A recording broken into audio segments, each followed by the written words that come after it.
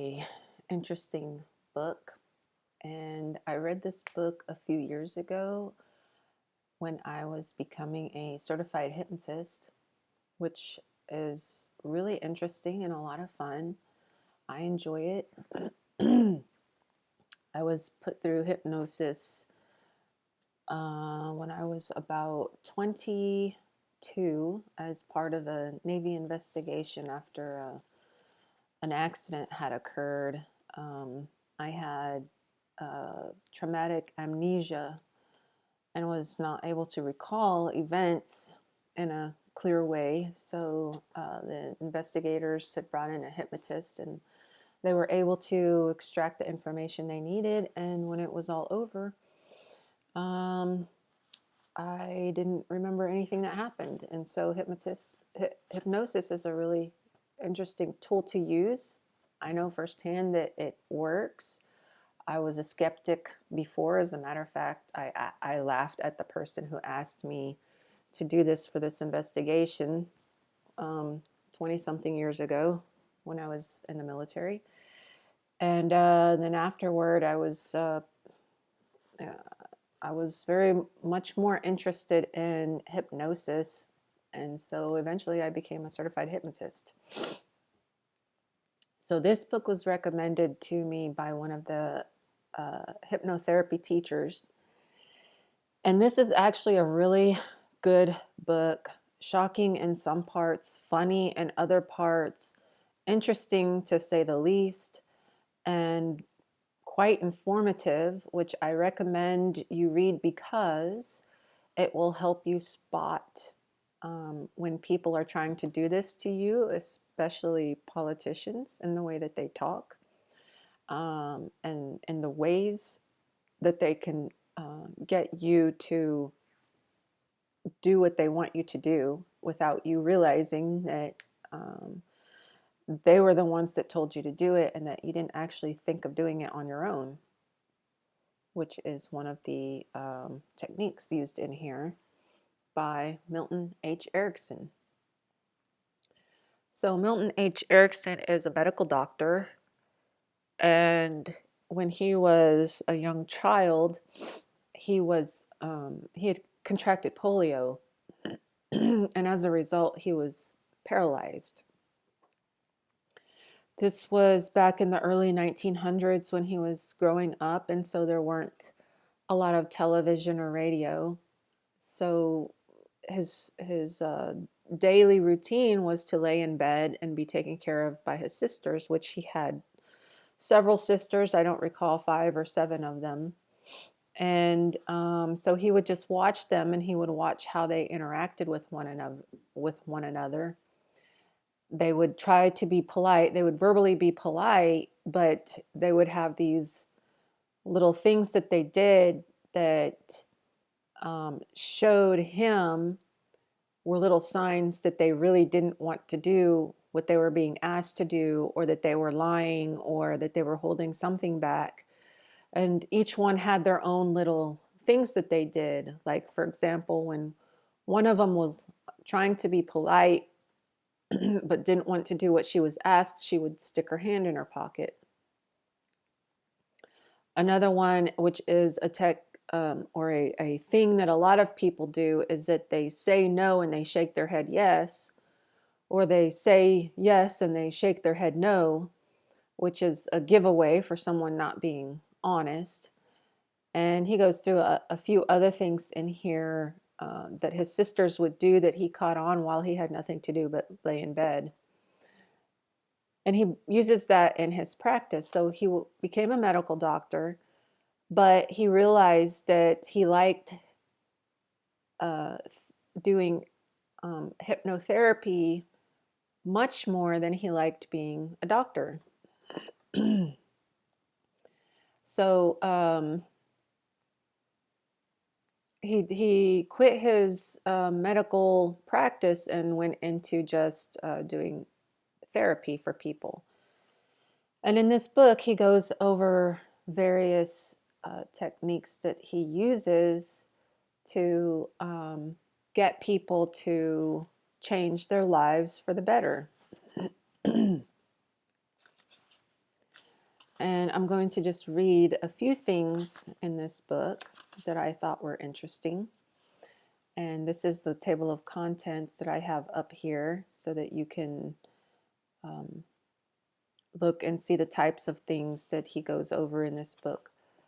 So just briefly, some of the techniques he uses are mimicking, which is like mirroring the other person and then just getting them to change, but he does it in a variety of ways.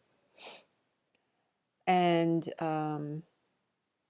he just tries different things until he comes across something that works for that person, or he just regresses and comes back forward. And so I'm just going to go through some of these things because, and the whole purpose of my channel is enlightenment into reality of things instead of playing around in this fake world where things don't really exist and falling for scams and schemes to enlighten people into what's real, into what's true in fact.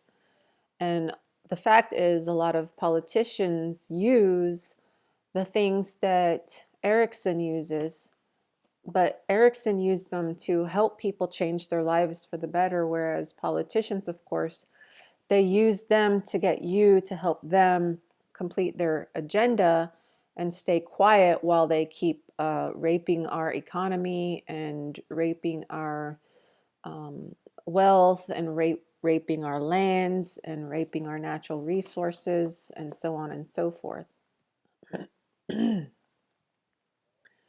So I just want to go through just a few things in here to give you an idea of what you'll find in this book. And I do think that it's a good book for everyone to read. I'm not telling you to go out and buy it. I don't know Jay Haley, who's the author. I don't know Milton Erickson. He probably died before I was even born. I don't get any money for this. I've never contacted them. It was a book I read a few years back, and I think people should be aware of what a trance is and how easy it is to be put into a trance without even realizing it. I bought this book online from Amazon. There may be other places. One of my places that I go to find free books is archive.org. You may find it on there. I don't know for sure.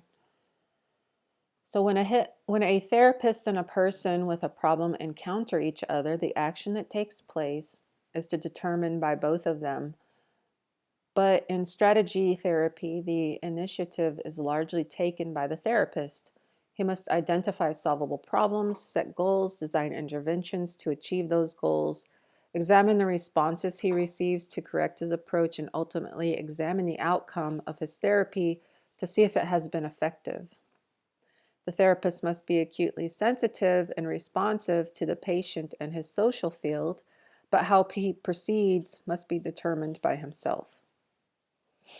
This is the only page of his work that I have put up because I really want people to go out and read this book and see what he says on their own. And so I'm just sort of trying to entice you into reading it. And the reason why is because I think it'll help a lot of people. And it not only will it help you, but it'll help you learn how to deal with people. It'll help you learn how to raise your children. I have a lot of insight into people because of this book, and it's really good. And you kind of have to read the whole book. And it's stories of his patients and how he helped them, how he goes about helping them. And it's just, some of the stories are really, really interesting. Some of them are quite funny. Some of them are sad. Some of them, he changes people so much by doing this stuff in a short period of time that you may not believe that he's able to do it using trance. So, page 18, for a time there was a controversy over whether it was wrong for a therapist to take action to bring about change, but now it seems clear that effective therapy requires that approach, and the disagreements are over how to go about it. It is in the nature of hypnosis that the hypnotist must initiate what is to happen. The influencer or the influence of hypnosis upon all forms of therapy has not been fully appreciated. Even when he does not formally use hypnosis, his style of therapy is so based upon the hypnotic orientation that whatever he does appears to have its origins in that art. So you don't have to formally use hypnosis. And so what I find is when I'm listening to certain politicians or public speakers or even the media, some of these media people speak, they speak in such a way that, of course, they're trying to influence you. And those influences can be done in such a way where you don't feel like you were influenced, that you feel like that's coming from inside you, from your own mind, when the way they influence you has an effect on how you feel about the ideas. So they can influence you in such a way that you feel like that's your idea and you weren't influenced, when in fact you were. So he does not formally use hypnosis. His style of therapy is so based upon the hypnotic orientation that whatever he does appears to have that origin, its origin in that art. So later on, we'll find out that a lot of politicians, or I hope that you see that a lot of politicians are influencing you without you realizing that you're being influenced. One way to view the strategic therapy of Milton Erickson is as a logical extension of hypnotic technique. Out of hypnotic training comes skill in observing people and the complex ways they communicate, skill in motivating people to follow directives, and skill in using one's own words, intonations, and body movements to influence other people. Also, out of hypnosis come a conception of people as changeable, an appreciation of the malleability of space and time, and specific ideas about how to direct another person to become more autonomous. Okay, that's how Erickson skilled his craft to help people. He uses directives as one of the ways into which he influences them, but he also follows their body language and intonation. So he mirrors people. He would, if you come in and you say, well, doctor, I don't really think you can help me. I'm just unhelpable. Then he'll say, well, don't you come in here and tell me I can't help you because I'm the doctor. And he would use their words. He would use their language. He would use their way of speaking. He would use their body language. And he would just basically mirror them. And that tends to put people at ease because they think, oh, well, you're just like me. So I can be at ease. I don't have to be afraid, or I don't have to be anxious. And then when they're at ease, their brain waves slow down, which makes them very susceptible to being influenced. And you can just, when someone's so at ease, you can just tell them, okay, go do that. And they'll just go do it. And they'll think they did it on their own, that you didn't ever tell them that. As the word hypnosis is used here, it does not apply to a ritual, but to a type of communication between people. Okay, so that's what he's doing. It's a type of communication where you put the person so much at ease that they don't realize they're in a trance or they're being hypnotized. And politicians do that. They come in to your local community. They go down to the cafe where everybody's at, and then when they give their speech, they say, "Remember when we were at the cafe?" And that's a recollection. And recollection is often used in hypnosis, like to bring people to a time when they were happy and having a good time, and maybe they're sitting around having beers together, but they're really sitting in an audience listening to the speaker, but they go back and they feel that way, and that puts them in sort of into a trance. And then at the end they say, now you have to go out and vote for me. And then you go out and vote for them thinking that you just wanted to vote for them. You didn't realize the whole time you were in a trance. Parallels between hypnosis and therapy can be drawn in terms of goals, procedures, and specific techniques for dealing with resistance. At the most general level, the goal of the hypnotist is to change the behavior, sensory response, and consciousness of another person. That's what politicians do. That's what the media does. A subsidiary goal is to extend that person's range of experience, to provide him with new ways of thinking, feeling, and behaving. They're telling you what to do, what to think, what to feel. Obviously, these are the goals of therapy, but they're also the goals of politicians. And I'm just adding in here. This is not word for word what he's saying. Both hypnotists and therapists seek through the relationship with a person to introduce a variety and extend the range of his abilities. Now, of course, politicians want you to listen to them and do what they say because it helps them, whereas a therapist wants you to do what they believe or what they know is going to help you. Okay, that's the difference in how they use this craft, if you want to call it that. Looking over the various hypnotic procedures, as well as Erickson's wide variety of methods of induction, one finds that there is a common theme as well as a sequence of steps that are followed despite the diversity of forms. The hypnotist directs another person to spontaneously change his behavior. So he's saying that he directs them to spontaneously change their behavior so that he thinks that behavior was his and came from his mind when it didn't. It came from the therapist. Just like politicians, they direct you to do a spontaneous behavior, and you think that that behavior is yours, but it's not.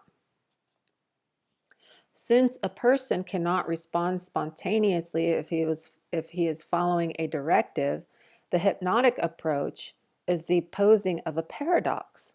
Two levels of messages are simultaneously being communicated by the hypnotist. He is saying, do as I say, and within that framework, he is saying, don't do as I say, behave spontaneously. The way the subject adapts to such a conflicting set of directives is to undergo a change and behave in a way described as trance behavior. The steps in this paradoxical procedure can be broken down into two types of directives. A, the hypnotist directs the subject to do something he can voluntarily do, such as look at a point, concentrate on a hand, sit in a certain position, think of an image, and so on. B, next, the hypnotist directs the subject to respond with involuntary or spontaneous behavior. He asks for a hand to move without the person's moving it, for a feeling of heaviness of the eyelids, for a relaxation of muscles, for seeing something that isn't there, for different psychological processes to be turned off or on, or for other responses that are not under voluntary control. So I want to go back to seeing things that aren't really there.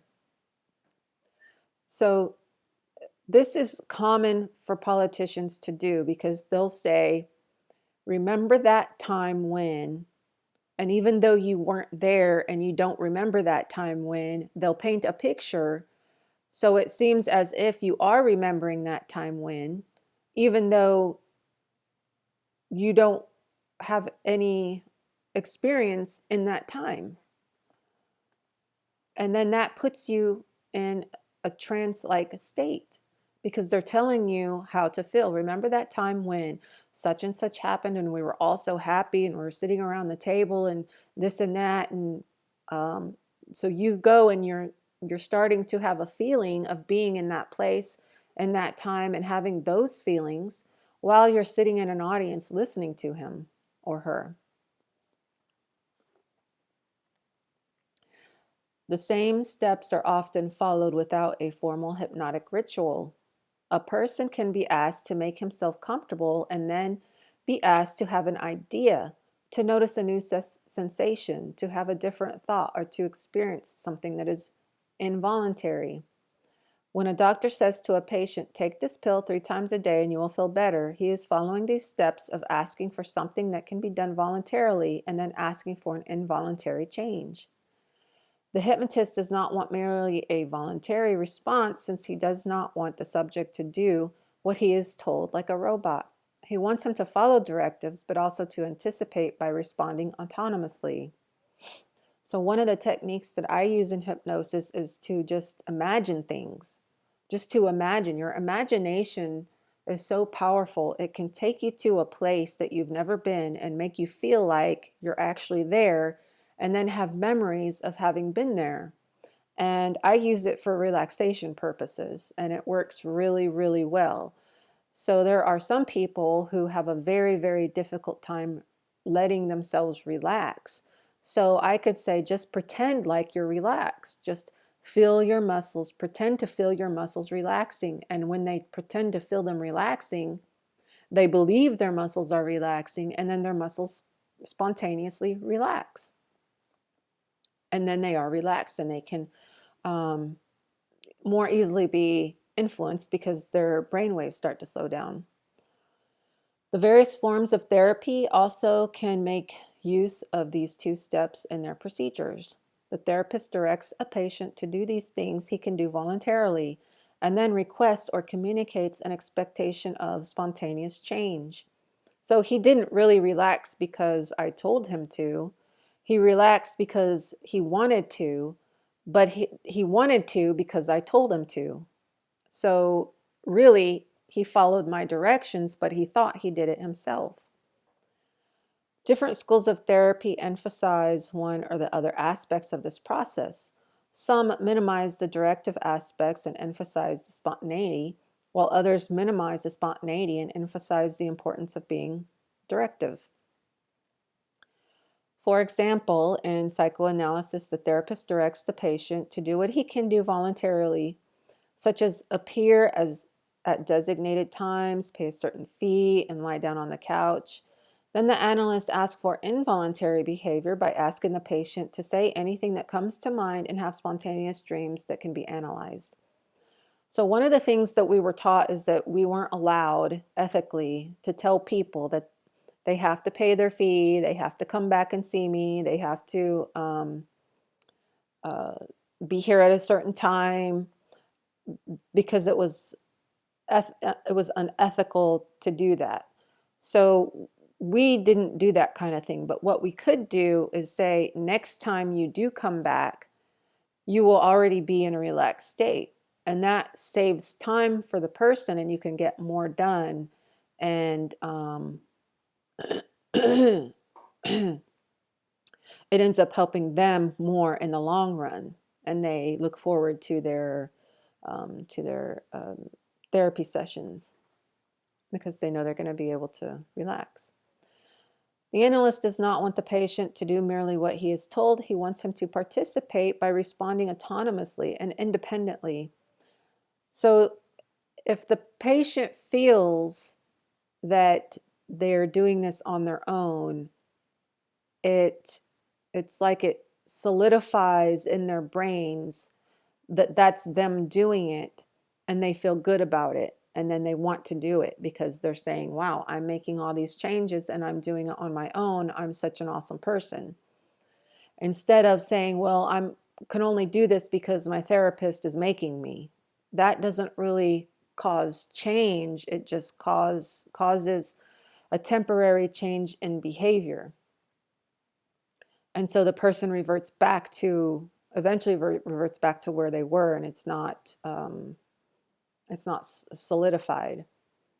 The emphasis in the ideology is upon the spontaneity, and the directive aspects of the approach are minimized and concealed in the framework of the therapy. So it's all in how you word things. You have to word things in such a way, which politicians do, and they do it all the time if they're good at it. They word things in such a way where you're being told what to do without understanding that you were just told to do that. You feel like you're acting spontaneously. Okay, so I'm going to skip a few paragraphs because I don't want to have any copyright issues, but he says there is further similarity between hypnosis and therapy. Both are usually based upon voluntary relationships. The procedures are imposed not upon an unwilling person, but upon someone who seeks out this type of relationship. Yet both subject and patient will often resist the directives offered, even though they have volunteered to be in the situation. An essential aspect of both hypnosis and therapy is the need to motivate someone to cooperate fully in following directions and to deal with the resistance when it arises. So even when people resist, there are techniques that can be used to work through those resistances, like going back a little bit and then moving forward again. Both hypnosis and therapy require persuasion. There are two main types of resistance: not being cooperative enough or being too cooperative. When a person has a symptom, he's indicating he cannot help himself. His behavior is involuntary. Okay, so some of the headings are encouraging resistance. So what can they do to encourage resistance when someone is too ready to move forward? Or providing a worse alternative to get them to move forward. So what do politicians say? If we don't build up our military, Russia's going to overtake us. If we don't build up our military, China's going to overtake us. You have to give more in taxes, or else we're going to get overtaken by Russia. Or there has to be an enemy somewhere, something that you're afraid of, something that's going to move you to go in the direction that they say, and they're telling you what to do and where to go through their directives, which you think you're responding to spontaneously. And they have many other ways that they can make you afraid, but basically the worst alternative is to make you fearful. Okay. Causing change by communicating in metaphor. So this is really interesting and fun. And he says the subject responds to that spatial and vocal shift. The analogic and metaphoric approach to hypnosis is particularly effective with resistant subjects, since it is difficult to resist a suggestion one does not know consciously that he is receiving. So he might, for example, talk to them, he's talking about a man and a woman, about having dinner together and draw them out on their preferences. So this is a man and a woman who is having a conflict over their sexual relationship. So he's using the way in which they eat as the way in which they prefer sex. So he says he will discuss with them how the wife likes appetizers before dinner, while the husband prefers to dive right into the meat and potatoes. Or the wife might prefer a quiet, leisurely dinner, while the husband, who is quick and direct, just wants the meal over with. If the couple begin to connect what they're saying with sexual relations, Erickson will drift rapidly away to other topics, and then he'll return to the analogy later. So that's a way to keep them engaged, because if they start thinking that they're talking about the thing that they don't want to talk about, then they will stop talking about it, or they'll change how they talk about it. Okay, he works in metaphor not only in his therapeutic maneuvers, but even in the way he gathers information. Encouraging a relapse. So when politicians are speaking, they may speak to you in such a way where if they think people are, like if they look out into the audience and people seem to be looking at him like they don't believe him, they're starting to shake their heads no, or they're not nodding yes, then they'll go into a relapse and they'll say, hey, remember that time we were all down at the bar having a beer together? Okay. They'll do these kinds of techniques to keep you in a trance, and you don't even know it's happening. Okay. The last sentence of that section says, when done effectively, the directive in relapse prevents a relapse, just as the challenge enforces a hypnotic response. He also encouraging a response by frustrating it, another technique for dealing with resistance and encouraging someone to initiate a response and so make a spontaneous contribution, is typical of both Erickson's hypnosis and his family work, where hypnosis is supposedly not involved. With a hypnotic subject who responds only partially, he recommends that the hypnotist inhibit the response. That is, he should direct the subject to behave in a certain way, and the subject begins to do so. The hypnotist should cut off the response and shift to another area.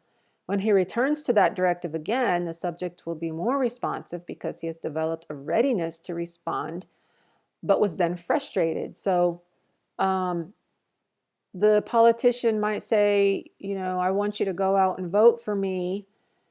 And then he'll frustrate that, people will start to respond, and he'll frustrate that, and he'll leave that topic and go to something else. And then that's already set in the back of your mind. And so then he comes back to it, and you're already ready to go out and vote for him because he says, again, go out and vote for me. So he encouraged a response by frustrating it, by breaking it up into other things. So to use the use of space and position. So this is like mimicking. Shifts to those cues can change a person's orientation. So what he does is he mimic their body language. And that sort of puts people into a trance. You find yourself very resistant to sitting in that. You find yourself very resistant to sitting in that chair. Then he asks the person to move to another chair, leaving the resistance in the previous place where it was established. So he'll say something like, well, you're resistant because of the chair you're sitting in. So come sit over here in this chair. It's much more comfortable and there's less resistance over here. So they can do things like that to get you to think that the only reason why you're resistant to the therapy is because you're sitting in the chair, or resistant to the, to the directive that they give you is because of some other little thing that isn't really the reason. So let's say you go and you watch a politician speak and you say, well, I don't really like this guy. They say, well, you don't like me because of my suit. It's not really because of me. It's because of my suit. So I'll go change my suit and I'll come back and then you'll like me more. And then they do. And they think, well, yeah, I like you more now because you changed your suit, when the suit really had nothing to do with it. Emphasizing the positive. Hypnotists who emphasize that the unconscious was a positive force. Okay, seeding ideas. Now we know probably about this, that a lot of politicians do this kind of thing, and it's easy to do with other people just by asking them questions. Amplifying a deviation, amnesia, and the control of information. So he says he often sees family members in separate interviews and then he brings them together. He likes to organize what is to be said and how it is to be said so that what happens is directed toward particular goals. Awakening and disengagement. Okay, so avoiding self-exploration, unwillingness to focus upon helping people understand. Let me read the whole sentence. Erickson's willingness to provide a task to change a relationship is only equaled by his unwillingness to focus upon helping people understand how or why they have been dealing with each other in unfortunate ways. What appears radical in this therapeutic approach is the absence of interpretations about the supposed cause of behavior. So he doesn't go into why do you behave this way. He just goes right into let's figure out how to deal with this. Although Erickson might not put it this strongly, implicit in his work is the idea that a therapist who tries to help people understand why they behave as they do is preventing real therapeutic change. So politicians may not want to talk about why you want to vote for Trump. They want to talk about why you want to vote for them. Let's see. Avoiding self-exploration. His style of therapy is not based upon insight into unconscious processes. It does not involve helping people understand their interpersonal difficulties. He makes no transference interpretations. He does not explore a person's motivations, nor does he simply recondition. His theory of change is more complex. It seems to be based upon the interpersonal impact of the therapist outside the patient's awareness. It includes providing directives that cause changes of behavior, and it emphasizes communicating in metaphor. Okay, and then it goes to the second chapter, and I'm not going to get into that because I want you to go out and read this book, and I've enticed you into reading it without using any kind of hypnosis, without using any kind of trance. I wouldn't do that kind of thing to people without their permission. So this is a really good book. It's fun to read. I like it. It can help you in all facets of your life. And I think if you get it and you read it or you find it on the internet for free, I don't care how you get a hold of it. I just think it's a good book.